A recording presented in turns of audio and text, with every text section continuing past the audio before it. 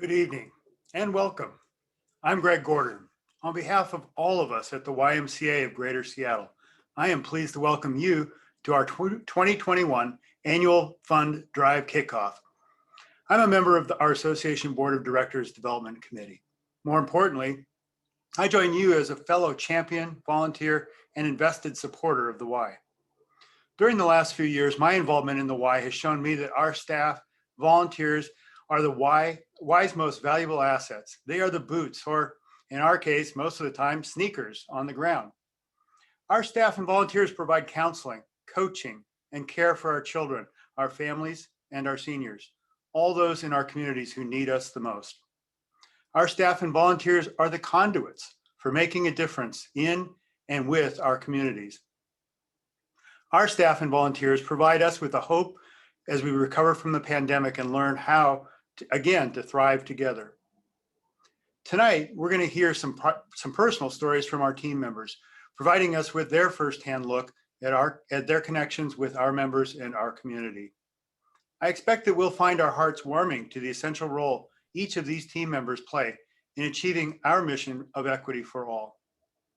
We have a great program for you tonight. From our entire board, we are happy that you've taken the time to join us. Before we begin our program, we acknowledge that those of us in Seattle live and play on the ancestral homelands from time immemorial of the Coast Salish people, homelands that they never intended to cede to us. For a moment, let us pause and give deference to the Coast Salish people as the original stewards of these lands, past, present, and future.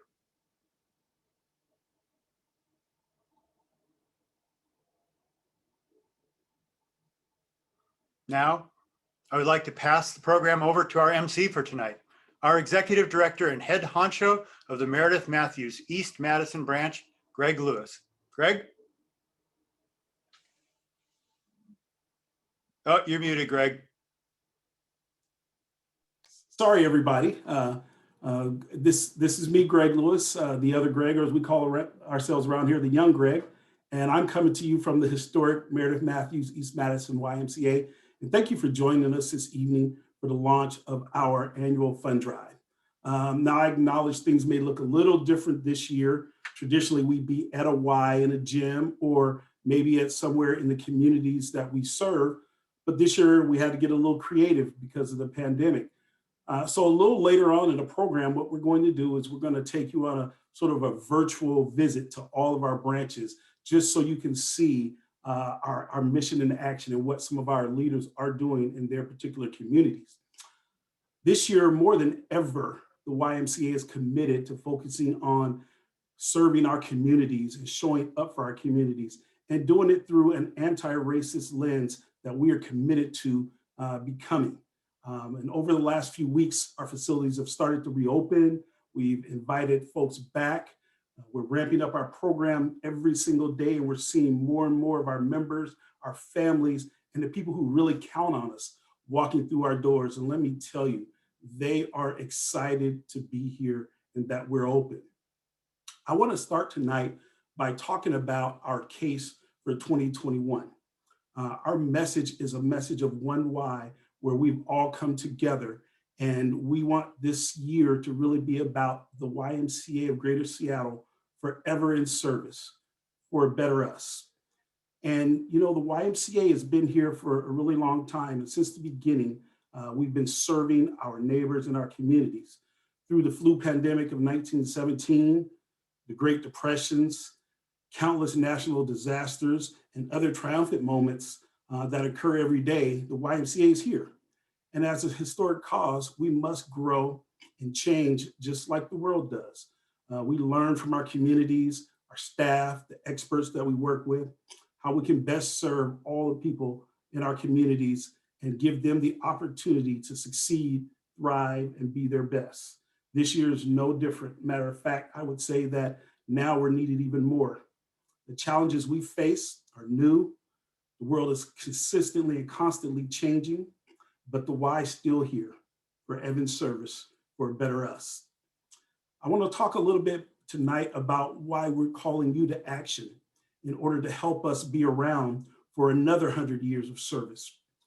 We're here tonight to talk about our four main cause or pillars of our campaign. One, access for all, so that everyone can participate in the YMCA's programs and the things that we do. For social impact, for equity and justice, and for experiencing the outdoors. So everything that we are doing this year in our annual fund drive is to support our communities in those particular ways. Firstly, let's take a deeper dive into some of our campaign pillars. The first one I want to talk about is access for all. Every program at the YMCA, we want to make sure that everyone has an opportunity to access them. Your investment in access for all is a direct investment into the lives of our kids, their families, and by increasing the scholarships the Y is able to offer, we're increasing availability to the programs that encourage health, well-being, education, social emotional learning, and all the things that folks need to be successful and reach their potential. So thank you for understanding what access for all means. The second pillar is for social impact. We at the YMCA of Greater Seattle are happy and grateful for all the things that we're able to do to make a significant difference in the lives of folks in our community, whether it's feeding kids who are no longer in school, or whether it is providing an opportunity for folks to be impacted in the healthcare system on an equitable basis, whether it's addressing mental health issues in our communities that have skyrocketed because of the COVID-19 virus. We're here to make a serious difference in social impact. The third pillar is our equity and justice. The YMCA of Greater Seattle is here to address systemic barriers that face communities of color and making sure that those barriers are demolished from the inside out. We're shifting the way we work to ensure everything we do is from an anti-racist lens, from supporting our staff to ensuring our programs are designed with an anti-racist lens, and we're creating a network of programs for equity and justice for all. We're providing learning initiatives, partnerships, and resources to infuse this commitment throughout our work as we address the systemic barriers that exist through our region. And lastly, and certainly not least, is experiencing the outdoors. The YMCA of Greater Seattle has been involved in making sure that everyone has access to the outdoors for decades. Some people are only able to access this infusion and connection with nature because of the YMCA. We want to make sure that the learnings, the lifelong relationships, and just the experience of the outdoors is available for everyone. So these are our call to action steps that we hope that everyone has the opportunity to invest in this year. And as an executive committed to this work, I've seen and heard from my local community what they are concerned about and what they care about. And I believe that these focus areas will make a tremendous impact within our community as we work to fund and deliver impact. Kids and families are counting on us, and I know together we can make a difference. But we can't always do this alone. Our board members, volunteers, donors are critical partners necessary to our success. One of these champions I'm going to call on now, Megan Castellano and Chanel Suds, who actually are working in our child care and summer camp programs. Thanks, Greg. So in March of 2020, many things came to a halt as we entered the beginnings of a long-term shutdown. But for many of us at the Y, staying home was not an option, as we had kids and families that needed a safe place to be each day. And for many families across King and South Sammamish County, we were able to provide that for them. We were able to provide childcare, meals, and a safe place for essential workers to bring their kids each day. We continued to be the ones they could trust and rely on. As this stretched from weeks into months, we have learned that we are more than childcare. We are more than a hot meal and a community partner. We are the lifeline for many of these youth and families to their teachers, their schools, their friends, and their only regular meals each day. Through this, we have become their teacher, their counselors, their social worker, their friend, and most of all, their advocate. Every milestone that a kindergartner traditionally experiences at school, they've been having with us at the Y this year. From our early education centers to our LEAP academies to our pools reopening, we have found that to move our youth forward, we need to focus on their whole person health and set them up successfully to thrive post-pandemic. and that is going to take more community support than we have ever seen in the past. I'd like to turn it over to my coworker, Chanel, who has been one of our true heroes since March of 2020. Hi, everyone. Over the past year of this global pandemic, I have seen many children come through my school and summer program. The one thing that they all have in common is a desire for friendship and normalcy. Like Megan said, we have become more than a childcare provider to those that we serve. We have become an extension of their family, and we do that by providing a safe and healthy environment for kids to learn, play, and grow with their peers. I have been able to witness so many key milestones that I would have otherwise missed if my students had been in a normal school day. I currently have a kindergartner in my program who has had the hardest time regulating his feelings. He would hit, scream, and run away anytime something didn't go his way. With help from the Social Impact Center, we have been able to help navigate his feelings and emotions, as well as come up with various ways to help him feel seen and heard when he is upset. I also have children who live in the Magnuson housing who are some of the recipients of the money we raise through our annual fund drive. Without your donations, many of them would not be able to attend program and have a safe space to do their learning. Like Megan said, this past year we have not just been providing childcare. We have been providing whole child health care. As we move forward in 2021, we still have a lot of time this year to make an impact in all the youth that we connect with. It is critical for us to get kids back out of their homes and into the outdoors, to get them socially engaged with others. And now more than ever, families need our help to get kids re-engaged in all the Y has to offer. As we head into summer, we are preparing to serve 50% more kids than we served in summer of 2020. And with that, we also know we are no longer just camp. Parents are picking the Y as a care partner because we can help kids focus on their overall health. We can focus on emotional health, social health, and academics, while providing a chance for them to just be a kid and play again through this post-pandemic recovery. But in order to do that, many families need our support to make our programs attainable for everyone, and the annual fund drive can help accomplish that.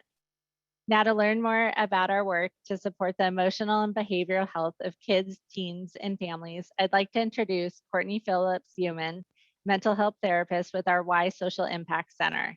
But before we do, we have a short video from Meredith Matthews, East Madison YMCA board member, Barbara Peterson, on what the Y means to her and why she supports through her time and resources.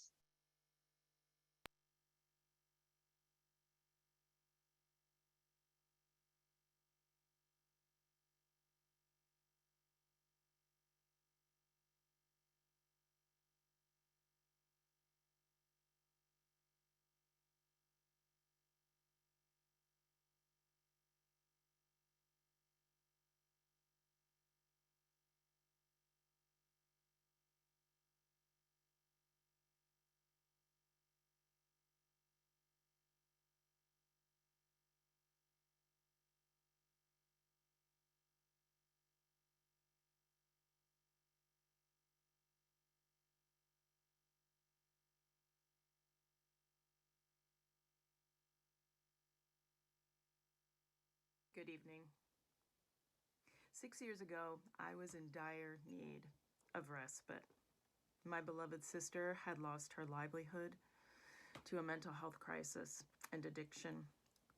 We brought her from the East Coast to live with us in Seattle.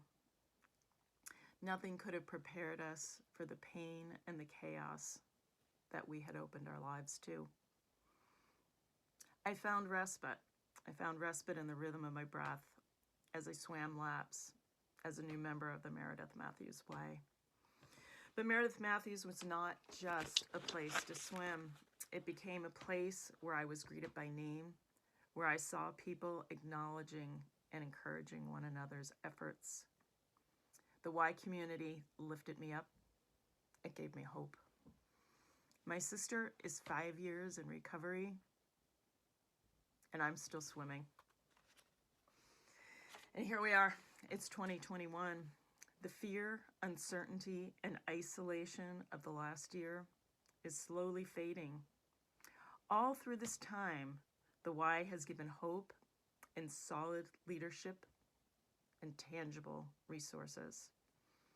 Childcare for first responders and essential workers, meals, housing, check-in calls to seniors, mental health care, community partnerships to bring vaccines to the most vulnerable, and a solid commitment to become an anti-racist organization, all in the face of closures and reopenings, furloughs, and membership decline.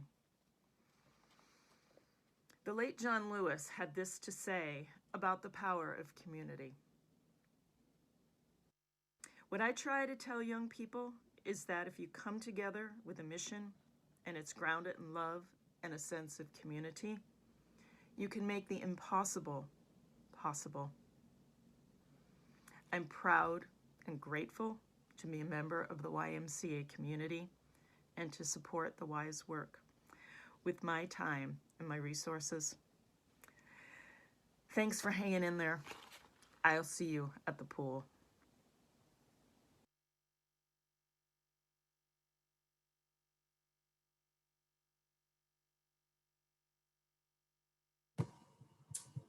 Thank you, Megan and Chanel, for all the amazing work you do. And Barbara, thank you for sharing your wise story and for your investment of time and resources to support our work and the community. I'm Courtney. I'm one of the therapists on the outpatient mental health team, and I am just honored to be here tonight with all of you and to talk a little bit about the work that I do and about our behavioral health program. So I wanted to start first just by highlighting some of the need for behavioral health support.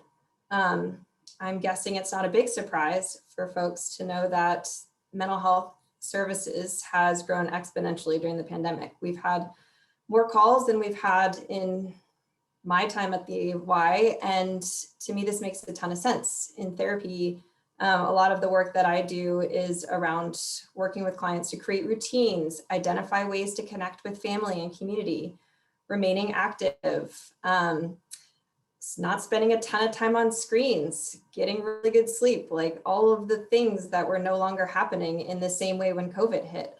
So I have some slides as well. I'm not sure if those are coming up. If not, I can just go ahead without them. So I wanted to highlight, so a lot of people have been impacted during the pandemic, and there's, here we go, great. So highlighting some of the need during the pandemic, we've seen 4 in 10 adults who have reported symptoms of anxiety or depression, which is up from 1 in 10 adults who reported these symptoms from January to June of 2019.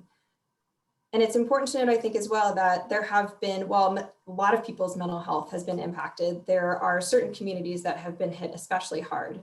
Communities of color have been disproportionately impacted, with Black adults and Hispanic or Latino adults are more likely to report symptoms of anxiety or depression than non-Hispanic white adults. Parents have so many harrowing stories of the experience of homeschooling and trying to balance that with work and without having regular childcare available. Young adults have experienced a number of pandemic-related consequences, with closures of universities, loss of jobs. They've had to hit pause on life and career plans, and some of them have moved home again, which has definitely impacted their mental health. So in addition to that rising need, people also face barriers when seeking out mental health services. Some people talk about the cost of what it means to have a therapist. During the pandemic, access to technology, not everyone had a laptop with accessible Wi-Fi ready to go. And that wasn't, if you just lost your job, that wasn't something you could readily afford. There's also sometimes the availability of services an issue. There's been long wait times to get in to see a therapist. Many of us therapists are seeing our highest caseload, so that's not surprising. Among adults reporting symptoms of anxiety or depression, more than 20% report needing but not receiving counseling or therapy in the past month during the pandemic. And it's also, there's stigma. It's still very real. Many people are hesitant to seek out therapy for fear of what it means to get help, or they might be unsure about what therapy entails, and they might be worried what other people might think about them. Mental Health America reports that more than half of the people with a mental illness don't seek help for their disorders. So that might sound like a lot of doom and gloom, but there's a lot of hope as well. To address some of these great community needs and barriers that people face, the objective of our outpatient mental health program is to advance the YMCA mission of supporting spirit, mind, and body by offering behavioral health services. We offer both mental health and substance use counseling, and we do this to improve the whole health of members of the community. Just to highlight some of our program goals, we think it's important to make all Y members in the community aware of our behavioral health services. I've worked with families who, before finding out about our services, said they didn't know where else to turn for mental health support. And they were surprised and excited to learn that the Y also offers this and that we could get them connected right away. People saying, I've been going to the Y forever. I had no idea this existed. We also aim to increase the awareness of the Social Impact Center services and workshops. We have a ton of other resources and services that we offer, from psychiatry to community outreach to housing, employment. It's an incredible range that really seek to address the many different needs of our community. We also really think it's important to raise awareness of the Y as a place for whole person health rather than just a gym. I believe that the Y is so uniquely positioned to lead the community and break some of that stigma and what it means to take care of your mental health and physical health together. In pre-COVID times, when I was offering services out of our Dale Turner branch in Shoreline, it was just amazing to get to see people come in for a therapy session and then go swimming or drop their kid off for a therapy session and get a workout in. And so it's just really important to us that people are starting to take all of those into account. So some of the outcomes, these are basically the outcomes from the referrals that we've gotten, just to kind of give you a sense of who we've been serving and how many people. In January of this year, we had about 35 referrals coming in a week, and I put an exclamation point because that is a lot more than we used to have. So referrals have been definitely increasing, which is exciting to see. On here, you'll see it's highlighted that about 16% are over 40. Which is a new market for us. We used to just serve youth and families. We now serve all ages, access for all. We're here for all people, regardless of age, regardless of insurance. We really want to make these services accessible because I talked about some of those barriers to getting care. And as you can see, some about where we get our referrals from, we're pretty well known in schools. We get referrals from the community resources or referrals from others. But the lowest number is 3% from Y membership programs and branch staff. So we really want to get the word out. That's a lot of room for improvement. And we just want to know that, people can access our services. And so please, if you are interested or have friends or families, let them know, go to our website. And for me, the biggest impact and the outcome that is the most exciting is when I get to see people, like Chanel was talking about earlier, take care of their emotions and start to not let them get, overwhelmed, but learn those important skills, those life skills of how to take care of themselves. And when they start to feel better again, there's nothing greater. So I'm so privileged to do this work. So I'm so grateful to be here tonight and for all of the support you all provide. So thank you so much for your time and support this evening. And now I'd like to invite Greg Lewis back to the program, along with Healthy Living Director Rahel Schwartz, for a recorded conversation on our work to increase resources and support to ensure health equity across the region.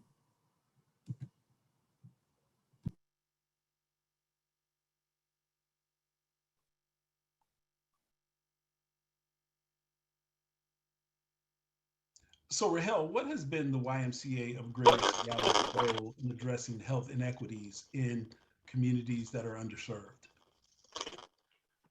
Before the COVID outbreak, the YMCA has been involved in providing culturally tailored chronic disease prevention programs, including diabetes prevention, weight loss, and exercise programs in communities disproportionately affected by various chronic illnesses.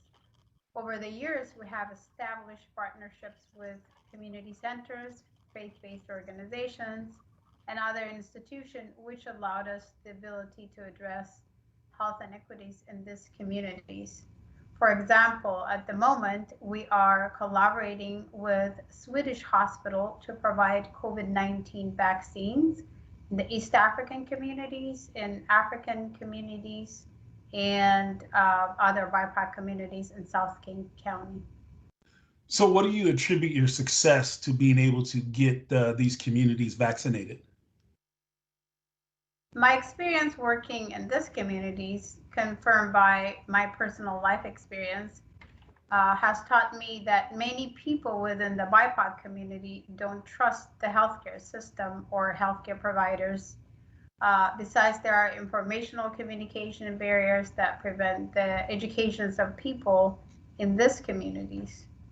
To reduce those obstacles, and we conducted a workshop using an Ethiopian healthcare provider in the organized seminar. We were able to provide doctors that speak Amharic during the workshop to over a virtual education workshops to our community. Almost 100 people attended this workshop and asked so many questions that we had to do actually extended the workshop length by an extra hour. Afterward, 100% of these participants for the vaccine education were able to register to get vaccinated and get vaccinated a week later. So having a chance to attend this workshop and able to ask the questions that were concerning to them eliminated that hesitancy to get vaccinated. And why do you think the YMCA is uniquely positioned to help remove some of these systemic inequalities in the system? As we all know, the YMCA is the largest nonprofit organization who do provide preventative programs to prevent chronic illnesses. So we do have, we can use our reach and our infrastructure to be a voice for smaller community groups that don't have the same opportunity to work directly with large healthcare organizations. COVID-19 will be with us for a long, long time, and the need for preventing widening health disparities for BIPOC communities are so critical. We do have the opportunity to advance our work and help our community who need us now more than ever. Thank you so much, Rahel. Thank you.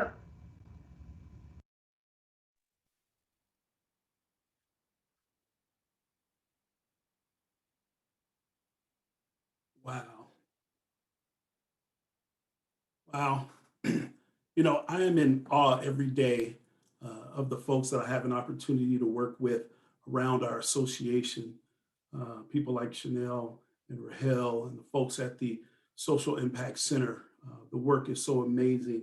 And I'm really, really humbled just hearing some of the stories about the young people who are going through challenges because of COVID-19 and the mental health issues that a lot of our young people are suffering from, and the inequities in our healthcare system that frankly have kept a lot of people from being able to access not only vaccinations that are life-saving in this pandemic, but just with all of the chronic disease issues that are going on in our communities right now.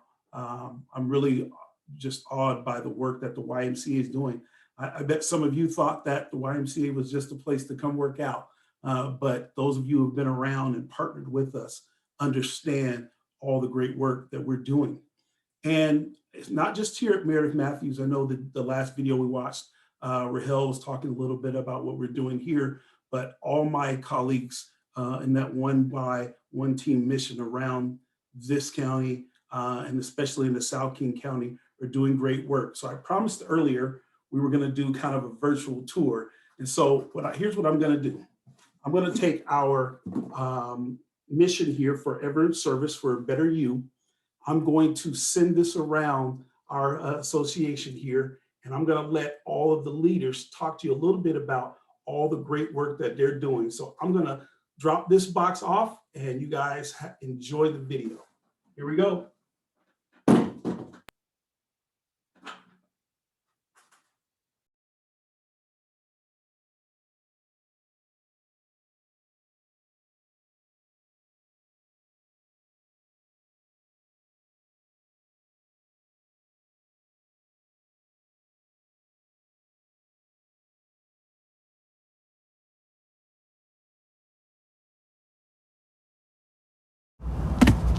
Hi, I'm Jason Berry, Executive Director for the Auburn Valley YMCA. Over the past year, the Y has remained committed to collaborating with a number of partners to best support our community.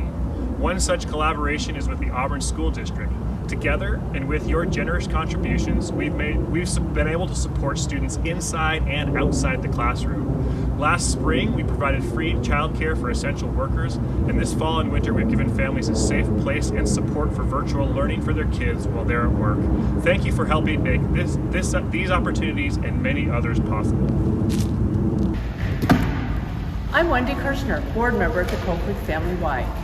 Our board is committed to addressing food insecurity for young people. Our expanded backpack meal program provides nutritious food to 200 students to ensure they get enough food on weekends when they can't depend on school meals. Students receive over 5 pounds of perishable and non-perishable items, including fresh fruit and vegetables. Our annual fund drive and donations from the community will ensure we can sustain this program throughout 2021.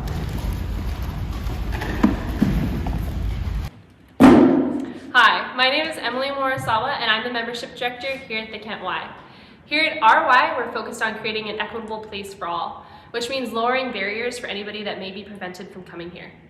This year, as we launch our annual fund drive, we can use your help in funding a few of our different programs, including the New American Welcome Center and some of our diversity work, which is aimed at creating opportunities for all of our Kent community.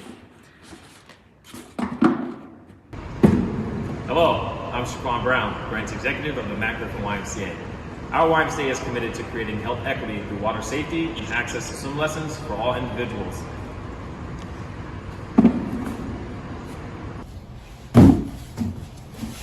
Hi, I'm Josh Samenfeld, Interim Executive Director at the West Seattle and Fauntleroy YMCA. Our early childhood learning centers at the Hollows and the Concord have been a lifeline of support for our families in 2020. From our on-site childcare to our virtual opportunities, we are ensuring that our youngest community members are prepared for the challenges and opportunities ahead. We are excited this fall we will be opening our Westwood Village facility to welcome even more members of our community. By supporting the annual fund drive, you will continue to ensure that our little ones have a safe, educational, and supportive environment to maximize their potential.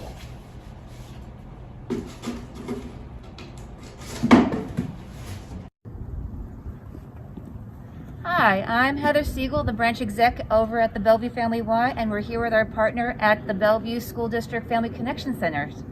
Hi, my name is Melissa Slater, and I coordinate donation intake at our Family Connection Centers. We're currently serving well over 500 families each week. Families come to us for free food, free hygiene items, and sometimes free cleaning supplies and clothing as well. We're so thrilled with our partnership between the Bellevue School District and the YMCA, and we're so thankful for the meal vouchers we get every week. A meal voucher for a family means that everyone gets a nutritious and warm meal, and it's a big treat. Please help us continue feeding families in the Bellevue community. Here at Meredith Matthews, we're tackling inequities in our healthcare system. With your help, we're partnering with organizations and healthcare providers to make sure underserved communities access the life-saving COVID-19 vaccination. Thank you.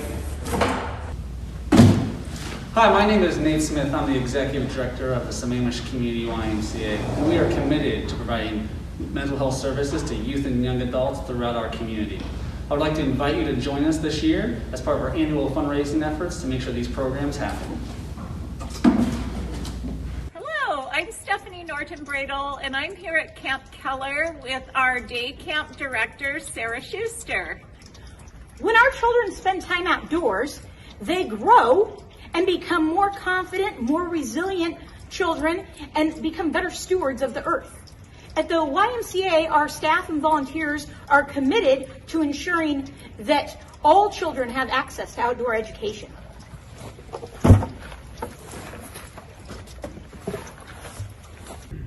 Hi, my name is Carol Ann Cross, and I'm the Executive Director at the Dale Turner Family YMCA. And we're committed to supporting the academic learning and the social interaction gaps our youth have experienced this past year as a result of the pandemic with our academies. Since September, we've served over 1,400 kiddos at our school sites within the Shoreline and Edmond School District, and we simply couldn't do that without you. Hi, I'm Sonia Kreider. I'm the branch exec for the Downtown YMCA. We've had several programs which have impacted our community and our youth. One such program was our homeless day shelter for those who were impacted by COVID with no place to go. We also have a program with 20 apartments inside the downtown branch. Donna is one of the recipients of those apartments. Hi, I'm Donna. The Y helps me with housing, mental and emotional support, and now employment. But we can't do it without you. We need your donations. So please help. Donate today. Hi, I'm Trish Villanueva, Executive Director of the North Shore YMCA. This fall, our Early Learning Center will be relocating and expanding to the Carol Edwards Center in Woodinville. As pressure mounts to reopen the state, many working parents without the option to telecommute are forced to return to work while struggling to find safe, affordable, and accessible childcare. Your support enables parents and family members to go to work knowing their children are in safe, stimulating environments. Hi, I'm Josh Stammenfeld, Executive Director at the University Family Y. Because of our valued partners, U District Food Bank, Mercy Housing North, and Solid Ground, we were able to create the Magnuson Park Food Pantry. This collaboration began in late 2019, and in 2020, we were able to serve over 4,000 families of the Magnuson Park community. Because of the AFD, collaborations such as these will continue to serve communities of need.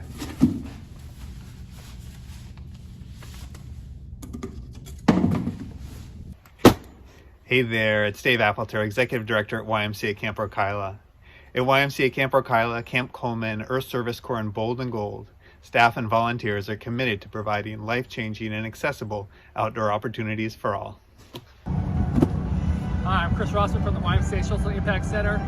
We are here today partnering with the Matt Griffin YMCA, doing a drive-in event for our Y Scholar students at Tye and Garfield High School. Food trucks, a big screen movie, and we're just having a blast in a social distance way. Thanks, YMCA.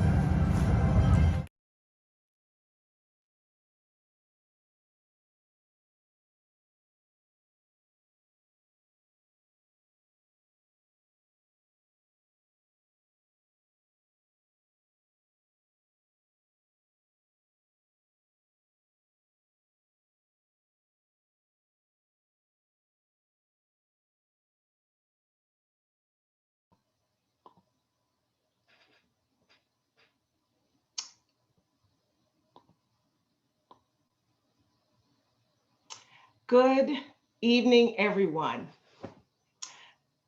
I'm Loria Yaden. I'm the President and CEO of the YMCA of Greater Seattle. I hope you enjoyed as much as I did that trip around our region. We so appreciate all of you being here this evening.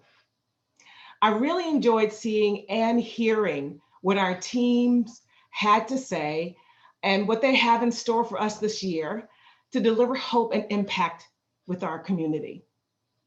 All made possible by the inspiration and work we're about to do together through our annual fund drive. As you heard tonight, we will provide service in a couple of categories. So let's review. Access for all. Here, we will accomplish this especially by providing extra financial assistance support for families. This is critically important as we open up registration for both resident and summer day camps in the coming weeks. We will provide social impact by expanding our counseling services and hunger initiatives. Not yet touched on tonight, I wanted to highlight that through a coalition of mission-minded partners, the Y is focusing on ending hunger in King County. You may have heard that in 2020, we served over 467,000 meals. Well, in 2021, we're building on this impact with new collaborations to deliver meals through 25 housing authority communities, expansion of our weekend backpack programs through new school partnerships, and delivery of more community meals to help close the gap to food access. We're also doing more in the way of equity and justice through our focused efforts to become an anti-racist organization and expand work surrounding trauma-informed whole person health and supports for all. This work builds on the pledge that we made last October to guide the future of the Y, and use the Equity and Justice Center of Excellence to hold ourselves accountable, to live our mission, and weave the threads of equity and justice into everything we do. And experiencing the outdoors. This is a really important area. We believe that experiential outdoor education activities give youth essential tools that they need to develop their fullest potential, and that shared outdoor experiences make families and communities more resilient and help them thrive. Through our outdoor camps and activities, which are at the heart of mental and physical health, we will continue to grow opportunities to connect kids and families with nature, while also developing our next generation of environmental stewards. You know, pre-pandemic, our summer camp capacity would be sold out every year in April. And during the pandemic, our capacity has been even more restrictive. Today, we opened overnight residential camp registration, and within 1 hour, we were full. And that speaks to our programs and the desirability of our families to be outside. So we're in the process of building wait lists. Okay. Sorry, I have a visitor. Okay. But just to tell you more about the outdoors. So we're building that capacity in the outdoors. But you know, we realized that our camp capacity was limited. And in 2020, we signed a purchase sale agreement. And we signed that agreement. Oh, I have a box. Okay. Can you hold it right there for just a second? I can. Okay. Let's see, I just want to tell you about how we're extending our camp capacity. So at the beginning of 2020, we signed a purchase sale agreement to build our third camp, our first camp in 100, first new camp in 100 years at Mineral Lake. You know, with the pandemic, this project appeared to be in jeopardy, but we persevered. Our community has really stuck with us in this regard. And I'm pleased to share that we're moving forward with the acquisition of the 2,000 acres at Mineral Lake to get more kids and families outdoors and to expand our outdoor experiences. And I'm so glad you're here. About that. So at this meeting, we will discuss the Gatewood grant, which for like historically, I think we have some others who are on another meeting. The Gatewood grant is. Could we silence that speaker? Thank you. It's usually for staffing. Okay. So I also wanted to point out that even as we're preparing to expand our capacity through this acquisition at Mineral Lake, we're also taking steps to preserve the capacity that we have at Camp Coleman, which is one of our camping treasures, which historically has served over 7,500 kids per year. So to learn more about how you can help us preserve Fish Passage and save Camp Coleman, I ask you to visit the links in the chat box. So now, looks like this box has arrived, and my assistant here is helping me, thank you. So the big box has arrived here for us to take a look inside. So let's see, boy.